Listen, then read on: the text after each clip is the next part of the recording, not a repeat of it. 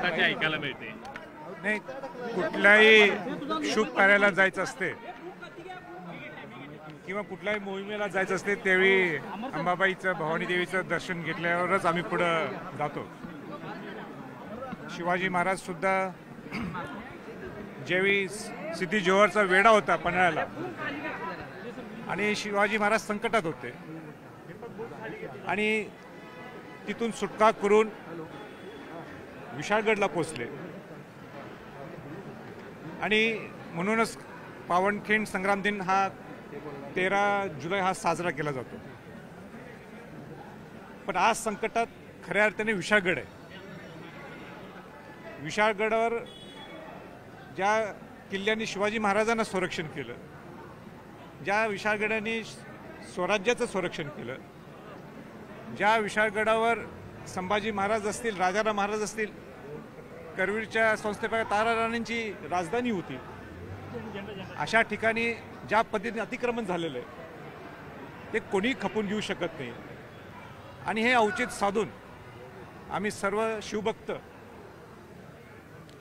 किल्ला विशाळगडला शिवाजी महाराजांना वंदन करण्यासाठी, अभिवादन करण्यासाठी आम्ही सर्वजण जातो।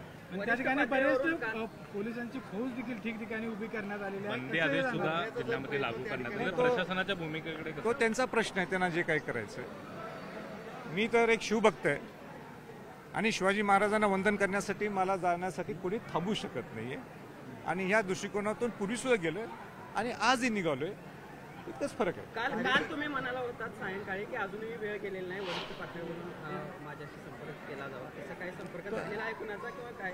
माझ्याकडे कोणी संपर्क साधला नाहीये, तो त्यांचा प्रश्न आहे।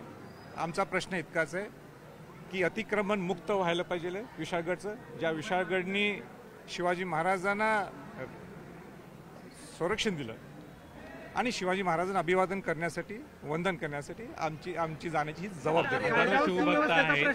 कायदा सुव्यवस्थेचा कारण देऊन गुन्हा देखील आपल्यावर दाखल होऊ शकतो। नाही, गुन्हा नोंद झाला तर मला अभिमान आहे, गुन्हा जर माझ्या नोंद झाला तर पहिला गुन्हा जीवनातला, पण जबाबदारी ही प्रशासनाची। हजारो शिवभक्त आहेत, आज हजारो शिवभक्त आहेत, त्या सगळ्या कार्यकर्त्यांना काय आव्हान, कारण आक्रमक शिवभक्त झाल्याचं पाहायला मिळतं। सगळे शिवभक्त विशाळगडवर छत्रपती शिवाजी महाराजांना वंदन अभिवादन करायला निघाले। वंदन असेल की अतिक्रमण मुक्तची सुरुवात होईल विशाळगड? अहो बाबा, तेच प्रश्न तुम्ही करताय।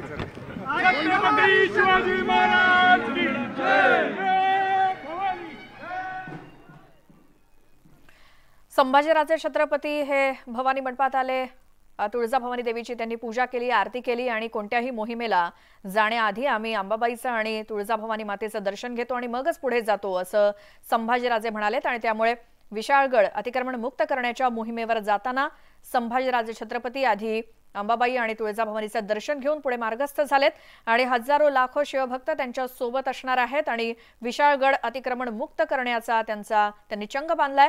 आणि म्हणूनच छत्रपती शिवाजी महाराजांना अभिवादन करण्यासाठी ज्या विशाळगडानं छत्रपती शिवाजी महाराजांना संरक्षण दिलं, तो विशाळगड सध्या संकटात आहे आणि म्हणूनच आम्ही आमचं कर्तव्य समजतो, आमची जबाबदारी समजतो आणि म्हणूनच आपल्या असंख्य शिवभक्तांसोबत संभाजीराजे छत्रपती हे विशाळगडावरती जाण्यासाठी निघालेले आहेत आणि कोणतीही अनुचित घटना घडू नये याची जबाबदारी ही प्रशासनाची आहे।